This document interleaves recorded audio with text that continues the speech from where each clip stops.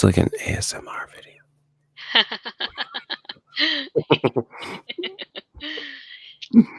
If we could get in sync and just like whisper, it'd be like the weirdest ASMR video ever. You think so? I do. What do you want to talk about tonight? I think we should talk about demons and things of that scary nature. Well, there's a dichotomy to everything, I think. All right, let's start this thing.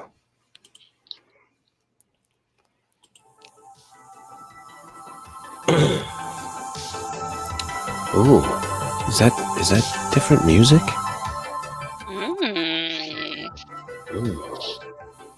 Ooh. Welcome everybody. You remember that? Did you ever listen to that music show, Musical Star Streams? Yeah. It's kind of like that. Hello everybody, and welcome to Slip Into the Night, episode 2. Demons, devils, and other evils. Tonight on the show, we'll be hearing a drum solo, followed by piano over a didgeridoo. Boy, we got the sillies tonight. So, in keeping with our whole kind of introducing these topics that we're talking about on this show, and Holly is an overachiever in every sense of the fucking word. So I'm like, so what do you want to do next week for a topic? And she's like, well, what was it you said, like demons and something? Demons and evil, or something to that effect. So I'm like, okay, I don't remember now. yeah. And you sent me something on like on the word demon and how demons weren't always considered evil. Right. So the word in English, the word that we use demon for, which we use, the understanding would be a very malevolent spirit, comes from, I believe, an ancient Greek word daimon, Daimon. Is the English spelling, but they used this word in ancient Greece, and it is really what the ancient Greeks used for just kind of generic for spirits. They could be good spirits or bad spirits. They just called these non-physical entities diamonds, or I don't know exactly. Diamonds? Not diamonds like the stone, but Diamond. daimon. Yeah. Yeah. So which got But me thinking. But they weren't always considered to be evil. Yeah, that's what I'm saying. The original concept, they are just non-physical beings, and they're not always evil. Sometimes they're even your guardian spirits, and oftentimes they're, if they're not, they're very helpful, or they're like nature spirits, or they also saw them as kind of like demigods, or the consciousness of certain, like, virtues like truth, or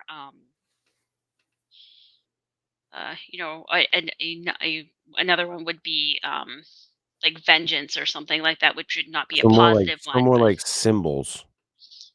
yeah, but those things had a consciousness. That energy had a consciousness, and that Right. yeah. So they were not quite on the par of the ancient Greek gods, but they were often like their children or whatever, and they are So they were like like demigods. like demigods, like justice. But justice wasn't, we think of it as a concept, but in the way they talked about it, justice was this kind of diamond. Justice was an entity. An entity. Yeah. And it's interesting that our culture in some ways, probably in a very large way, was shaped by these things, or these these different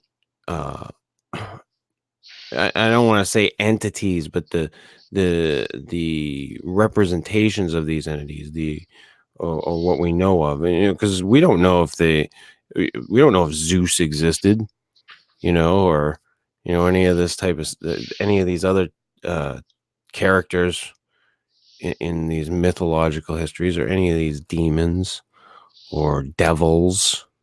Or Uh, gods. right. I mean, we don't really know. Excuse me. But it's very interesting, like how these things shaped history for at least Right. Yeah. certain portions of time, or certain portions of the globe, meaning of peoples. Right, and it seems like almost every civilization kind of has a concept of an evil spirit, and also of good, helpful spirits out there. And Hmm. some of them are maybe associated with nature, and they live out in nature, and interact with them. Or some of them are kind of like the Greek, ideas of spirits, where they are kind of a personification of a virtue, or of an element, like the moon. The Hmm. moon had its own spirit, its own daimon. um and you kind of see that in Japan, with Shinto, um where they have kind of the spiritual beings of all different nature and different sites, and that they kind of have this kind of a similar idea, where they have some beings that are very malevolent, they have some beings that are very benevolent and represent things like the sun. But Hmm. you see that in Hawaii, in the indigenous spirituality of Hawaii, where they say it's kind of like the place of a thousand gods and goddesses, where everything has its divine consciousness or deity. However, somewhere along the lines, that word daimon, that comes from ancient Greece, kind of got its meaning morphed into demon, which we perceive as a very negative being. And it got wrapped up in this tale of the good angels and the bad angels, or the fallen angels from the biblical stories of Right. kind of the Middle East, which there are different versions. There are versions outside the canonical Bible, um, and where it really gets polarized, where the prior to that, and in some other cultures, they're neither, like, usually some are kind of mischievous, and there Hmm. are lots of stories about mischievous spirits or trickster spirits. um but that sometimes they're ultimately good, and they're helpful. But then they gets wrapped up into this, like, battle of good and evil, and what does that really mean? And so you're like, Right. well, And now, like the if you mention demon to someone nowadays, they think of this archetypical monkey on your back demon, that is, you know, causing you to be evil, or not so much tempting causing you. you, but tempting you, just sitting on your shoulder, just, you know, being that evil side of your character, or maybe is an actual entity. I don't know. Some people would even perceive it as that. So it, Right. Well, it so I think we split down to, in the conversation of, because we're talking more, these are the things that we don't have data for. So you either, one, say that there's no non-physical consciousness out there, and therefore the conversation is no conversation. They simply do not exist. right. Or you or you at least go through the thought experiment of, okay, so are there non-physical beings out there, and are there some non-physical beings that are highly malevolent? And in the opposite end, are there non-physical beings that are highly benevolent, or that kind of angel set? Hmm. And so what are these angels, and what are these demons? And do Right. they all really go into this, like, ancient Greek category of daimon, which is just spirit? Does anybody ever hang out and just have a beer? That's what I want to know. Is it like that? What's What's that? that TV Is it show like that was that on? Looney Tunes cartoon where the wolf and the sheepdog clock in? Morning, Ralph. Right? Or what's that Neil Gaiman book, and they made it into TV series on Good Omens. Good Omens, and there's the demon and the angel, and they're like there they are trying to work Right, they together. hang out and they're buddies and Right. And well, ultimately what you see is like neither one of them is like really, really they're kind of in the gray zone because of what they're doing, but right.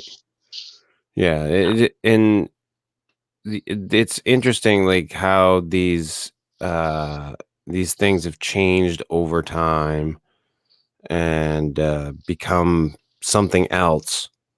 Whereas at one point we looked at them one way, where they spanned like a spectrum mhm, of not necessarily evil and not necessarily good, just maybe they represented a thing. mhm. Yeah. And now they're just if like I said, if you mention demon to somebody, they think of an evil little entity like an imp. Mhm. Or even something more malevolent, or they think about, um the Annabelle doll, Right. the Yeah. movie The Exorcist, you know, The Exorcist. The power of Christ compels you. right, where there's this like the being is so malevolent that it enters into it basically takes a human body um and takes its innate consciousness captive and overrides it, Hmm. which is a very the concept of that's terrifying. Yeah. You could have your consciousness and your sovereignty usurped by a demonic um non-physical being. Right. And the belief in that I think that wound up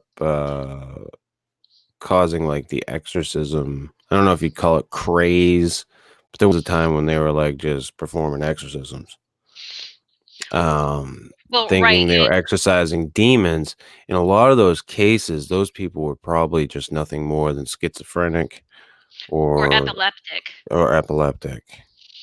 or have some And other undiagnosed but medical condition that put them in a place of being out of control, yeah, or yeah, multiple personalities. mm-hmm.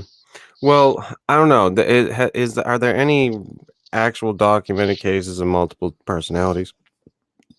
I'm on the fence on that one. I don't I know did if not anybody's. research I don't that. know if any. Yeah, I don't know if anybody can. I don't know if anybody can actually provide any solid research that multiple personality disorder exists. Yeah. Um, but Right, but someone exhibiting like like different personalities that personalities in that way, yeah, right. that could possibly cause them to think, hey, maybe we should give this person an exorcism. This Well, will be right, fun. and it ties into this what kind of happened through the middle medieval period of this kind of fear of the devil and this really polarizing good and evil, and the possibility of being possessed by a malevolent demon, and that certain groups of witches working with the devil would be trying to take over society, and that also kind of contributed to the witch hunts, exorcisms, witch Right. burnings, that they've estimated like maybe 1 million people were burned in Europe during the witch era. Oh yeah, and look And and look at what happened during the Spanish Inquisition. mhm. And that was Jews for the most part that they were torturing and killing. Um, And those were Christians. mhm. It's happened throughout history that people see these evils and think they need to root them out. Um, and I mean, I think that demons were a symbolic thing to me. That they were a symbolic thing. That they represented things about yourself that you could uh, exorcise, so to speak. Mhm. Get rid of. Mhm. Maybe you have an addiction. It's a demon. Mhm. That is a monkey on your back. Right. And you need to get rid of it. Mhm. That is something you need to expel. That's inside you. That's a part of you that you don't really want to accept. Mhm. And it happens with a lot of people, with a lot of different things. We all have little things about ourselves we don't like to admit, or we don't want to admit, and things that we should change. Um, and I think that those things could be. I think those are more what I would consider to be the quote unquote demons than these actual entities. Now, that's how I would see it. Okay, I see Mhm. it as a symbolic way to look at oneself. Okay, this Mhm. is the demon that rules over this. Mhm. So they give it this symbol, they give it all these correlations. It covers this, this, this, this, and this. Mhm. So then you try to get rid of that demon Mhm. Right. from your life. Yeah. And that's how I see it anyway. I don't see them as so much entities, Mhm. although they might have some type of universal energy. Right. Yeah. Mm, Well, I mean, a lot of the discussion is if they were an entity, what even if they are doing things that from a human experience is very negative or malevolent, that there is this kind of idea of, well, they're doing that to test your character and to help you become a better thing. Which I right. think the kind of the argument is like, well, why do you need to go through that experience anyway? Yeah. And I have met people who have had difficulty thinking that if the universe is truly a good place, why the bad things that happen, and that it is an extremely unfair thing to blame it on an outside entity, and it's Hmm. not taking responsibility as a human being for the things that happen. Right. Oh, I agree. I And agree. so to say that you have been, you know that this person who is a sexual abuser has done this because they were possessed by some lust demon, and Right. you know kind of And like once we expel that, everything will be okay. everything will be okay. Yeah, no, I don't see that. Mhm. I wanted to address something in the chat, Oh. Holly, real quick. Jevin, if you waved your theme around, I'm pretty sure everybody would laugh, buddy. So, thanks for sharing, though. Um, yeah, I like I said, I see it more as a symbolic thing. Um, these are things that you can. It's an easy way to look at yourself and to kind of disassociate yourself with these negative things. Mhm. Because when you expel, in any of the different practices that I had ever looked at, when they talk about expelling these negative aspects of yourself, they call it a very transformative and a very uh, it's not an easy thing because you're Right. wiping away something from yourself. Maybe something that you don't like, maybe something that you do like, and you're not willing to accept the fact that you do like because it's a bad thing. Um, so you're trying to eliminate that from your life. Right. So So like my experience is slightly different, where like a lot of the um experiences that I have not been completely about eliminating something that you think is negative from your life, but to really kind of dig in deep and go to that underworld place and understand what that perhaps negative streak is, and learn Mhm. to love that about yourself and kind of embrace it. And that does not mean that you go and continue whatever that is. Right. So let's pick a topic like a a bad habit, perhaps like an addiction to coffee. Here we go. We'll talk about coffee addiction. So maybe I don't really like myself because I Wait a just drink minute. too much coffee. This is hypothetical. I'm not giving up coffee, but Right. but it's an Neither example. am I. um, but you know, I find that I'm starting to use coffee as a crutch, and I'm like now realizing that it's really not actually that good for my health. It's dragging in, although it initially gives me a lot of energy. It's now, it's not working so well, and then it's doing negative effects to my body, and then so I'm going to look back into myself and say, really, why is it that I feel I need this coffee crutch and to get up? Why don't I have this self discipline to get up earlier in the morning? And kind of do that self-examination, which can be and hard, like actually get up and like move around to get yourself going. right? To take a shower and go for a run in the morning, which are also other ways to get energy going in the morning rather than having a cup of coffee.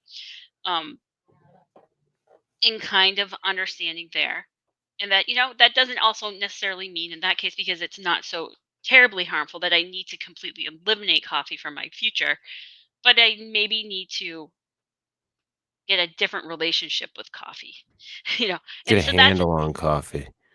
Maybe coffee needs a leash. could be smaller cup. Yeah. That's No, no fun. I get what you're You know what I'm saying. Like saying? there are some things that you don't necessarily need to eliminate, but that you need to curtail the excess Right. of. Yeah. Um and and in that though, sometimes you have to take a closer look at yourself and why you do those things. And Mhm. you touched on that, and that goes back to why I say that those things can be very um uh, uh, hard to deal with as you're letting go of them. Right, because sometimes it takes It's you like trying to to quit it's like trying to quit smoking. well, right, that's a You know, you different may type of an want to addiction. quit smoking like every single day that you're still lighting up a smoke. Mhm. But you want to quit smoking. Mhm. Right, and you might not like yourself because you smoke, but at the same time you have this kind of Right. positive positive thing from either the nicotine or the way it just feels in your mouth, where it's comforting or it reduces anxiety, that there is some kind of a benefit there. Um, Mhm. so how to deal with that demon, Right. And you wanna get rid of that, mhm, so you're trying to eliminate it, but it's hard. mhm, mhm, yeah, Those sorts of things are go down a little bit of a different road, and I mhm. think that, there's levels to all of it. I mean, Absolutely. you're not gonna be able to categorize everything into one little perfect package. And not only that, everybody's different. Yeah, Everyone is different. yeah. And I also think that everyone's experience has value, even though it may not be an experience that at the time feels good or positive, but that often you look back and say, well, you know, I did it. This was a hard lesson to learn, but I did learn this. Mhm. Um, and everyone's life experience here is their own. So, Yeah, and I think that, you know, n no one wants to lessen anybody's experiences or anything like that, and, mhm, if someone sees something as a demon in their life, like, and I don't see those things.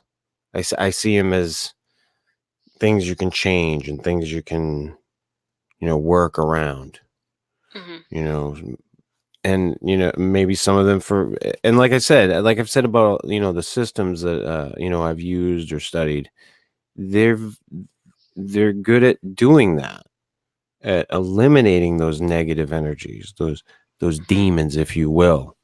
right. Um, but I think in a lot of these cases, like we see over time, like I think the reason why we see these archetypical images of demons or devils is because people wanted to put a face, an entity behind these things, be it bad habits or, you know, evil intent or whatever. Right. So, like lust, for example. example, like someone wants to say, well, there was this lust demon that made me do this, or Yeah, um, you know, that it's something outside of themselves. right. They can disassociate, Hmm.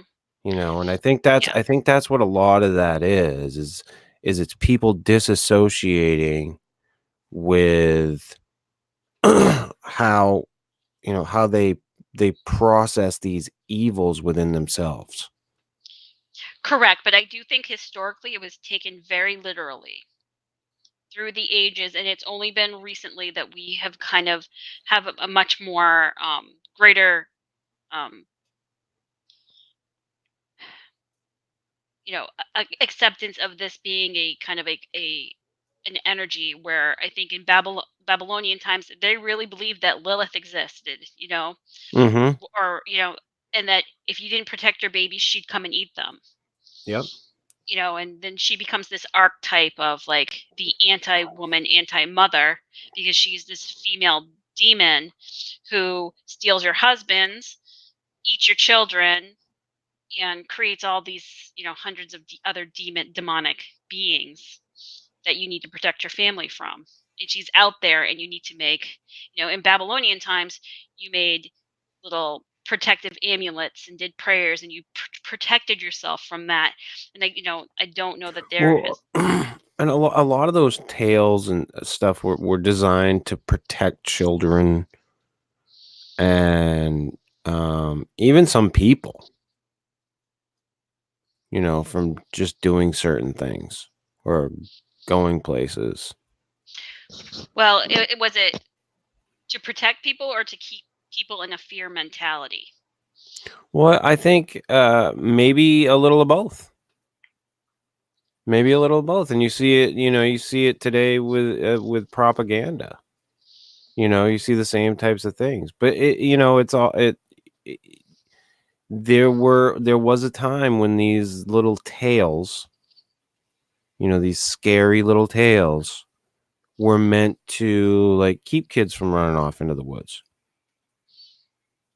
or to stay away from the river. Maybe there's a monster in the river because they don't Hmm. want kids getting swept down the river. But because I remember when I was a kid growing up in the town where I grew up, Buxton, there is a river that runs through it, the Saco. And every single year they say, according to legend, that the Saco River will take, I can't remember how many white men now that it is. It's like 3 or whatever, you know? But I don't know if that was just something that was created to keep the kids away from the river, you know? Hmm. Hmm. I don't know. But they used to do things like that a lot. And I think that demons or these archetypical evil things, entities, were ways that they could say, "Oh, yeah, no. There's this thing that's after me." Well, right, and And I almost so I'm sorry to cut you off, but I almost think that now that I'm thinking about it, that death, the entity of death is almost the same thing. It's like we don't want to accept our own mortality, so there's this thing mhm. that's going to come take us. You know what I mean? Right. Well, I think that's a lot of what mythology does, is that it helps create something our brain can put into like a story form to Mhm. help us understand our experiences when they Yeah. can be extremely emotional. And I think a lot of the ancient mythologies of different, you know, times have used different energy, archetypes to help explain phenomenon. And we growing up in our culture that we do, we kind of move these archetypes forward, they evolve, they change. um Yeah, because like we were and so saying, but there was a time when these things were looked at not only as evil, but as good, more so like forces. Right, and like in Babylon, and in some other places, you know, it may be a scary quote unquote demon, but you could enlist it in your help for protection. And then it was Right. on your side, it was your ally. Right. Um, And then so you have other people who think that you conjure a demon, you got to keep it locked up. You know, that there's that sort of thing, which I don't necessarily buy into. Like I said, well, I'm of a different camp when it comes to the whole thing. Anyway, like I mean, I right. look at it as a way more of a symbolic thing. Like actually, I tend to think that idea of these things more as forces Hmm. is a much better representation of it. Right. Yeah, and I mean, I think for me, it's kind of important to understand, like, kind of where the idea comes from and how it's evolved over time. Hmm. And that, just because right now we think of a demon being as this very malevolent entity doesn't mean that that word is really describing something that 2,000 years ago that they thought was strictly malevolent, or that they even really described anything out there like that. Right. And there has been cultures that just don't believe in anything being purely good or purely evil, but just everything is out there having an experience. Hmm. And everything is its divine in its own nature, and you just interact with it all. Um, and there's nothing out there out to get you, but it's things are out there to Yeah, survive. it's just everything just is. Yes.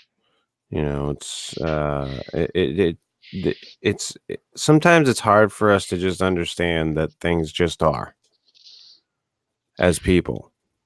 Well, sometimes we want to put blame on something, Right. and if you're living in an ancient, in even not so ancient times, just like even in like the 1800s, and your town is wiped out by yellow fever, it's there's some maybe some satisfaction to say, well, God sent the demons of illness to my town, and we all got sick because we were bad and we did such and such a bad thing. And and sometimes we just viruses crop up and we get sick, but there Right. has been that mentality in the past. Oh yeah, and it gives something to blame. Mhm. You can point a finger somewhere. Mhm. It was that thing That got thing. us. Right. It wasn't me. It was that thing. Right. Or like in That, Salem, those girls were talking to Tituba, and she was showing them magic tricks, and then that brought the demons to town, and then the girls right. started becoming possessed by demons and the devil, and now we have to purge the town of witches. Right. So everyone who was on the bad list is getting hanged. Yeah. Uh, It does allow for a scapegoat. It's in a lot of in some ways I can say, and probably in a lot of ways it's been used as a cop out. It's a demon. You know, I mean I can just picture people from earlier times. Hey, a demon's got my son. You know, it's an easy way to say, well, my son or my daughter or my father, my mother, or even myself, is a good person, but I have a demon, and I have to rid myself of that demon, or I have to help my son or my daughter rid myself of that, or rid themselves of those demons. yeah. So I mean, it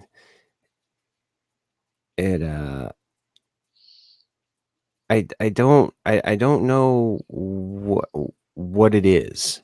And I don't know if these things are forces. Like I said earlier, Mm, I'm more than willing to accept the fact that these things might have a universal force. mhm. Um, but I don't think that they're an entity, Mhm. so to speak. Um, But there is a question for you in the chat, Holly. Oh, really? Yeah. Oh, we were in a. From Chubbs. Does Holly believe in a soul? Hey, And I'll hey, I'll Chubbs. I'll pass that off to you. I think that's something that I've thought about on different levels.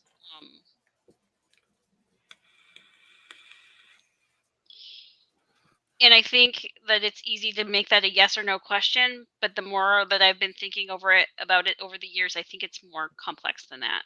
And I think um my initial gut thing would say yes, but at a certain level I just think we're all energy. Now we may be conscious energy, but where that conscious energy intersects with what a soul is, I think it's kind of difficult to Is fully it so? understand that. In other words, your take on it, and correct me if I'm wrong, is that you're not sure if the soul is an individual, in that the energy is part of something greater. My personal feeling is that the soul is kind of like conscious energy.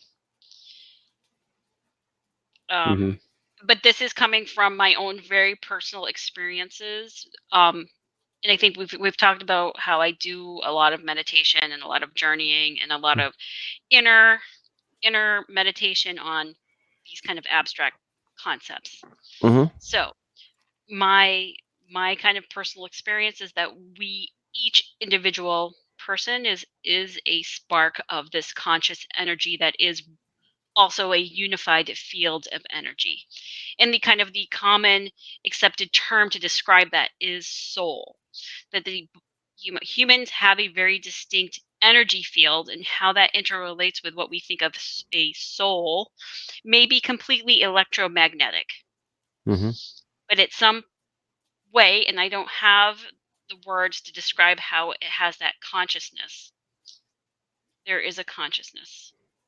And I have had kind of some personal experiences with past life recall.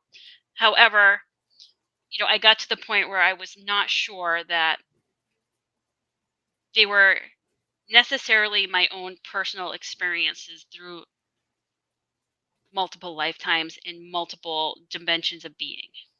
Right.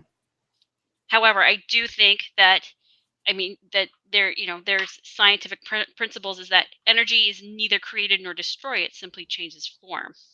And I Mm-hmm. think that is one kind of guiding, so if you are accepting of conscious energy, which is kind of my point of view, then you could kind of describe that as a soul.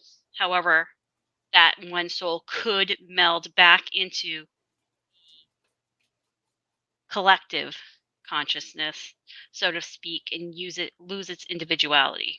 Mm-hmm. And I can't really fully explain all that happens, but I am very aware of kind of like the torus field of the electromagnetic energy workings of the body. Right. Um, was that kind of sorry? I know that was a little bit garbled. I was like, A oh little gosh, long-winded there, Holly. I know, and that was very like metaphysical and like esoteric. And Yeah. Well, I mean, when I think that he wanted the maybe a straightforward yes or no answer, and I don't have a straightforward yes or no answer for that. the way I see it myself is that uh, we're all. I hate to quote Bill Hicks, but I love how he described that whole. Uh, we're all one thing experiencing itself subjectively. Yes, and that's what I would call that collective consciousness. Yeah, and that's how I see it. Mm. We we don't we don't see the forest for the trees because we're of where we sit. Um, and a lot of times it's very hard because you can understand how the principles behind these things work and how you're supposed to. All right, well, shitty things are happening, but that's. But at the same time, when you're in it, you can't change how you perceive it, and that's how it is with this body we're in. That's how I see it anyway. Is that we're in a spot. So sometimes we can't see the forest for the trees because of our perspective. Right. And that's my kind of experience of where I've gone into meditation and done kind of thought experiments Yeah. and kind of changed my through mental meditation, changed my perspective and gotten different perspectives on life through Yeah. my own thought experiences. And those are highly personal and they may not be truth to somebody else. Mm-hmm. And they may not, which I hesitate to share them because they are personal to me and they are what have made meaning for me. But if I were to tell them, they may not make any sense to someone else. Right. Right. Yeah. I mean, there's many things that I've hesitated to um, talk about, even though that I have, because they sound completely fantastical and crazy. But these are experiences that I had. Hmm. I also will say at the same time, when I'm talking about it, that I don't understand it and I don't try to claim that it was any great power or thing or I saw the future or whatever. Um, because obviously nothing changed. Hmm. Uh, in the pretty much all those cases where I saw something that before it happened. um, it was just really odd. Um, so Right. And, so in the flip side of the demon discussion is there are these benevolent beings called angels because part of kind of the mythology out there, and that makes cause people who take the Bible very literally to bristle a little bit. But, you know, the flip side would be, is there something that's highly benevolent, a kind of messenger of the divine, and that is there really helping to guide humanity to evolve on some kind of level or to mhm, intercede when misfortunes or something malevolent is interfering with the pathways. So, and there are many stories out there, and um and I have had some kind of interesting my own personal angel experience, and I got to the point was I don't know if this was an actual angel or not, or if it was just my mind creating a story for me to better understand what had just happened. mhm. Does that make sense? Yep. Oh, absolutely. By taking Absolutely. There by there's by there's taking what there's I many know in things my there's many things at this point in my life where I'm like, have I over exaggerated that in my brain? mhm, Like there's some things at this point where I've had to re-look at it and go, mm, I'm not too sure. That it's as I remembered it. There's one thing I want to do, and I've been meaning to message him. There's a story that I've told on the 40 and slip many times now. Like I don't know how many different times I've told the story, but about an experience that I had with some wild dogs. mhm, When we tried to camp in some woods down behind his house, and I've been wanting to get in touch with my cousin who was down there with me and um, have him on the show mhm, to get what he remembers. mhm, right, Um, I don't think I could get the other guy, uh, but I'm pretty sure I could get Greg to come on to talk about it because one of the times I had brought it up to him, we were at a party somewhere and I brought it up and he goes, "Dude, nobody believes me when I tell them that happened." mhm, and I've been wanting to talk to him about it, so I think it'd be a great idea. But you know, and the reason why I want to talk to him about it is because I want to make sure that I'm remembering it correctly as it Right. happened. Because there are things Right. that I say that he said that I remember, Mhm. and the things that were happening down when we were down in the area before we packed up to leave Mhm. that were said between him and Richard, the other guy that was with us. Mhm. I just want to make sure that I'm remembering it correctly. And I think it would be cool to have him on it to talk about it anyway, because he saw things that I didn't. So it'd Yeah. be Well, interesting. I've never heard that story, so I don't know. But Yeah. right, if I mean having a multiple person experience. I mean, Yeah. I've had a multiple person experience too. Um, But I mean, it's one of those things where I don't know if I remember it because of other things in my life that now I've started to question. Do I remember that right? Did that happen exactly that way? right. You know? Maybe the timeline shifted. Maybe. Maybe. Maybe I'm Mandela affected. I'm Mandela affected. Damn it. Right. So, and I think I think we should have healthy rational approaches to things, but we shouldn't be afraid to explore the woo a little bit and demystify the woo when we can demystify the woo, and um but not shame anyone for having kind of a woo woo experience Right. either. And obviously you had some type of an experience with some type of a benevolent being, but Well, yet that's how my brain interpreted it. right. And now you look back on it and you're like, what was that? You know what I mean?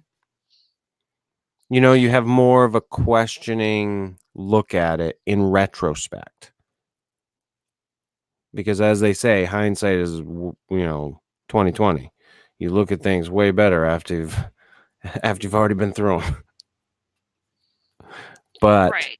Right. Well, I was so I okay. at the same time, that may be very wrong. You look at how Right. you might have done things differently, but you don't see them clearly. Well, any experience that you have in your body is extremely subjective to where you are at that point in time, Right. right? So it's contextual. It's what is the context of what's going on at the time. Mhm. Um, I suspect that's why people can misinterpret bears to be all manner of things. Now, Like one ex- Dogman? Wait a minute, are you saying something about Sunday's show? so I can remember being playing in the backyard with Mhm. another person, and um we were playing, and then I looked over and I saw what looked like an 8-foot shadow being The Slender Man? wa- watching us. I don't know what it was, 9 foot tall. It was very tall, and it Mhm. was like a black smokiness, and then it just poof disappeared. And I turned to the other person and I go, "Did you just see that?" And he turned to me and said, "There was a black misty being in the woods over there watching us." Mhm. And I said, "That's what I saw too." And I do not know what to label that as. We both Well, clearly saw something, but but it could have been a bear. It just, right. it was dusky. Right, and It happened really it could have fast. just yeah, it could have just it You melded know, into the shadows, you never know. yeah, I don't Um, remember hearing crashing. I don't remember hearing any noises. but However, people can see but things, but you're together. but in the course of a moment when things happen really fast, your brain can take that data and interpret it in ways that in other circumstances it may interpret more rationally or differently. Mhm. Yeah. I mean, I had heard stories of people who had like angel encounters or maybe like they took a picture and there was an angel in the developed photograph, which I don't really buy into any of that. Because for one, I never saw any of the pictures um, that they claimed existed. Um, I don't know. Like I said, I think that these things are, maybe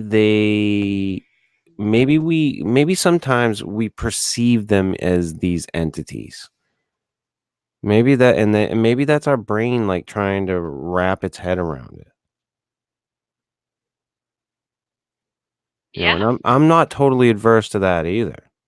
Hmm. Like this is something that we have to work with or, work against, so to speak. Well, right, and we may just not have the technology to really visualize it. I mean, consider the time before microscopes. Yeah. Bacteria, we now know exist and we now can visualize them. Mhm. But before the time of microscopes and that there was a real understanding that disease was caused by microscopic organisms, Right, and then well, and then when they told people that they were seeing these microscopic organisms, they were like, "Ah, you're a witch doctor." well, right, because that was almost like magic or witchcraft using this kind of technology, you know, in doing this sciencey stuff which was outside of kind of the kind of accepted religion at the time, but looking through microscopes and So seeing what little you're things so what you're saying is maybe these things, these energies or these things are just something that we can't perceive, that we can't see yet. I don't think we can completely rule out that possibility. Yeah, no, that I mean, it's obviously there could be something to that. Because like I said, I'm not adverse to those things being a universal energy, and that maybe that can be something that can be measured. Well, Maybe it right, is. Maybe. and we do know that the eye, the anatomical eye, and I'm not talking about the clairvoyant stuff like we talked about last week, but Right. the anatomical eye has a very limited amount of wavelengths that it can see, and that those spectrum of wavelengths exist in a far greater spectrum. So, could there be other consciousnesses that live in other parts of those energy wavelengths, frequencies, and our eyes are just not able to see them? Mhm. I don't think that you can really fully rule that in or rule that out because we don't have the technology at the moment. Maybe people who do like ghost hunting stuff say that we do, but I don't know. I'm I'm not not I'm I'm not not a quite big I'm I'm not not a big confident of that, fan but of the ghost hunting shows right. or the ghost hunting equipment. Right. But no, I mean, I think these things, like I said, and I will probably say this a lot on this show. So everybody fucking knows right now. Um, these ideas, these things, like looking at things like angels and demons and working these things out and like maybe improving the good things in your life and exorcising these bad things or demons in your life. It's a great system to better oneself. Um, and I think that's what a lot of these things were put here for and were created for, was so that man could look at himself, maybe sometimes in a way to be able to disassociate himself, because the mind can be a fragile fucking little creature. As we know, like people snap. Right. And I guess my problem with that is when archetypes or mythologies or created identities or things that we label are used to persecute people. Yeah. Yeah, no, I agree. It's a horrible thing. It's a horrible It thing. should never happen. But there became this thought that we need to rid the world of evil, and then as a result, some things that I consider very, you know, awful, you know, witch burnings, you know, people being pressed to death, people being persecuted for different beliefs. Those Mhm. things happened in the name of eradicating a perceived evil. Yeah. And you know, in most of those cases, if not all of them, no evil was present. It was just a bunch of bullshit. Right. And And and and as and in most of those cases, like I said, and if not all of them, just a sad story right. in And the when I end. think about that, I always think about the legend of the Tower of Babylon, and where humanity at the time, part of that story is that we were very unified. We were one people, and we were trying to build this big building to reach, technology. And it was like the gods on a higher level felt threatened by that, kind of like zap the building and cause the people at the time to start, disagreeing, kind of like to keep them from reaching higher potential. Mhm. You know, so to me, the bigger thing is that or perhaps the bigger demonic thing is keeping people at odds with each other, Yeah. keeping people suppressed, slave to the corporations. Another thing, right? Right, how many people are Oh, you wanna watch a great documentary? They Live. You ever seen that movie? John Carpenter, They Live? no, I haven't. You should put that on your list. You're creating a great list for me. But Right, yeah, but I mean, I think you and I tend to agree for the most part about how these types of things work within our lives. I think mm, there's some minor differences in how we look at things when it comes mhm. to the angels, demons, these archetypical things. Um, but I think,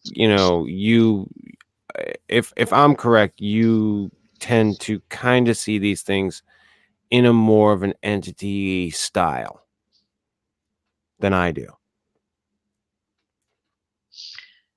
Um, Possibly, or at least accept that that's the way my brain best understands things and best talks R about it. right. So that's what your brain perceives it as so that you can better understand it. Right. Okay. And I think sometimes until you kind of have a conversation about a thing, Mhm. you can't really kind of fully understand it. So I think for my default setting is, you know, okay, maybe there really isn't an evil entity consciousness, but for the purpose of talking about it, I'm going to think about how, you know, there may have been a parasitic energy, and I want to kind of remove that energy from my energy field Mhm. because I don't really feel like it's what I want in my energy field. Now, it's all Right. energy because I also accept that all energy is energy. But there is a certain amount of energy that I feel is my energy field. And Mhm. there's some stuff I want in it, and there's stuff that I don't want to continue to have with me. So Right. how do I work within my own energy field Yeah, to and I keep to kind of sort that bits right. out? To keep those things out. Yeah. Well, and to keep the things that I want in, and Right. Absolutely. you know, Yeah, uh and I'm not it's saying that funny those that you out. say that 'cause, you anybody, in the world who's been around somebody that gives them, like, the heebie-jeebies has felt like that encroachment on their own energy, Yes, I think. yeah. Have you ever just like been stuck in a tight confined like subway bus or something next to someone that Oh, just gives yeah. you the creepy feeling, and you Oh, just don't hell want yeah. them, you just want to get like As far away from them ways as pop. possible. Yes. Yeah. Or that distant relative that you're not close with at all, and you have to give them a hug, and you just like, oh, I don't like the way Oh, your yeah. energy feels. Yeah, I don't you know yeah, and in that definitely. case, I wouldn't say that that is demonic energy, but it's not my energy, and I don't necessarily want it, and it's intrusive in my Right. energy field, and I Yeah. want it. And so for me, like a lot of the stuff that I've been doing is, oh, the kitties are coming to visit. How do I get that energy? I'm trying to keep them quiet. How do I keep that energy that I don't want out of my energy field and not be so affected by, you know, kind of a, an environment that feels a little bit toxic? How Right. do I don't feel drained and like there's this, and I kind of hate this term, but like for the illustration of it, and you've probably heard this too, the energy vampires out there, that person at work that when they come by, they make you feel like they've sucked all your happiness out of you. Oh yeah, they drain it out of you, and yeah, I do think that to a degree that is a thing, but not so much an intentional thing, more of Right. just they're just draining. And that is a drain on your own energy, and sometimes it's just their energy, how they Well, are. right. So, and if we're talking about this in terms of energy and like waves and frequency, it might just be a frequency mismatch. And Mhm. so your energy waves just kind of clash with their energy waves. And therefore, it just kind of like makes this static. And or Right, sometimes you meet people that you really click with, and it's maybe because the frequencies of your energies just kind of harmonize really well. right. Kind of like musically. Yeah. Yeah. No, yeah, absolutely, and You that know, and that's another thing that we can talk about another night too, like that whole idea of energies and, um, we should definitely do a show on, like, auras and, um, different, like, aura exercises and stuff like that. We could definitely do something like that because it's a whole different thing a whole different road we could go down. there's so much out there. Oh, yeah. Oh, hell yeah. That But, was only like 2 nights of research I did, and I like buried you. yeah, I know, right? It's an hour podcast, Holly, calm down. We're not trying to shove, like, hundreds of years worth of information down these people's throats. These are mostly the 40 and slip fans. You gotta talk really slow. No, I really like, for me, I like the idea that these things, um, that they're way more symbolic, and, that it's a way for us to look at ourselves Mhm, and then, take stock of who we are, and get to know yourself, um, mhm. and figure out, how you work and how what makes you tick. And that in and of that, you can you have better control over you. Right. And like one way like I think of this, and this is comes from my own like training or experience in metaphysical stuff, is that there's just like kind of levels of experience, and there is that very literal physical level, and then beyond that there's kind of like the mental emotional level, and then there's this kind of place of the mythic story, and then Mhm. beyond that there's the place of everything's just purely energetic. Mm. And you can this shifting through those levels is changing your perspective of the different experiences, um and our different ways of looking at one single incident or a feeling, um or an experience. Yeah. Does that kind of make sense? Yeah. And that's kind of very much like the kind of the shamanic, perspective, is that ultimately everything is energy. Yeah. um but sometimes you need to explain it on the physical fact level, and sometimes you need Right, to, and sometimes you need to process it in yeah, your own brain. sometimes you need to go to the mythic stories and the archetypes to really be able to talk about it, which is that Right. kind of idea of bringing in, a story about a demon, or the hero's journey is another. It's not angels and demons, but it's a mythic story that helps us understand the experience of our world. Oh, yeah, absolutely, and there's many people that talk about it. You know, I think Jordan Peterson's talked about it quite a bit. He's somebody that I love to listen to. Um, but, right? And the great mythologists like Joseph Campbell, he talks about it a lot. And mhm, he kind of, I don't know if he actually worked with George Lucas, or if his work just influenced George Lucas, but that kind of it influenced Star Wars, and that idea of how the hero's journey helps create the individual identity and kind of bring him to some kind of place of reconciliation. Yeah. Well, all right. On that note, Holly, I'm gonna wrap this little thing up. Any ideas for next week? Not at the moment, unless if if listeners want to suggest a topic, I'm totally open to that if they give us enough notice, or we can consider it for next week or out a few weeks. All right. So if anybody's got anything they want to throw at us, They can always put it in the you comments or in the comments. Don't comment now in the chat and think that that's your comment. Go back and leave a comment on the video. Give us some ideas, and we'll try to pick one of those. But until then, I like this music. yeah, me too. It makes me Great wanna choice. get like all NPR, talk really low, and be like, okay, everybody, thank you for listening to Slip Into the Night, episode 2. That Demons, sounds very devils, sexy. and other evils. Are you being possessed by a sex demon right now? Yeah, maybe. If you like this, please hit the little thumbs up button. If you don't, hit the little thumbs down button. And next week, we'll be back with another show about something that you maybe choose. Play No, nice with your demon doll. yeah, play nice with your demon doll. No, as always, check out our good friend Matt Knapp over at youtube.com/bigfootcrossroads and youtube.com/cryptid tales. Check out Phil Poling at Parabreakdown, youtube.com/parabreakdown. You can download all of the episodes of the 40 and Slip and Slip Into the Night at anchor.fm/the 40 and Slip.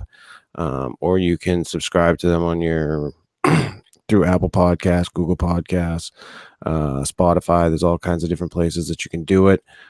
Check out Bigfootin' with Keith and Colin on Facebook. That is Richard's group. And as always, check out our good friend Dred Funn at dredfunn.com and youtube.com/Dred Funn.